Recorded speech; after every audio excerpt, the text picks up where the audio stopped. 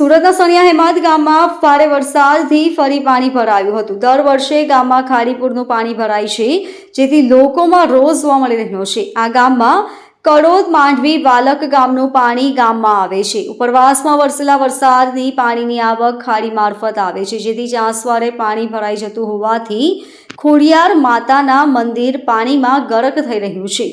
દક્ષિણ ગુજરાતમાં ધોધમાર વરસાદ વરસી રહ્યો છે। બુધવારે ધુઆધાર બેટિંગ કરી છે। ભારે વરસાદને પગલે નીચાણવાળા વિસ્તારોમાં પાણી ભરાતા જનજીવનને માઠી અસર પહોંચી હતી।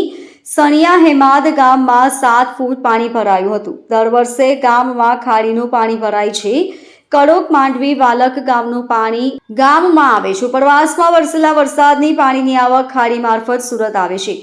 ગયા વર્ષે સણિયા હેમાદ ગામ મહાનગરપાલિકામાં સમાવેશ થયું હતું। સુરત જિલ્લામાં ધોધમાર વરસાદને પગલે અનેક વિસ્તારોમાં પાણી ભરાયા હતા। ઓલપાડના કુરસદ ગામે આદિવાસી ફળિયામાં વરસાદી પાણી ભરાયા હતા। ઘરમાં ઘૂંટણસમા પાણી ભરાયા હતા। રાત્રિ સમય દરમિયાન ભારે વરસેલા વરસાદને પગલે નીચાણવાળા વિસ્તારોમાં પાણી ભરાયા હતા। કુરસદની નવપરા કોલોની હળપતિવાસના 3 ફળિયામાં ઘૂંટણસમા પાણી ભરાયા હતા।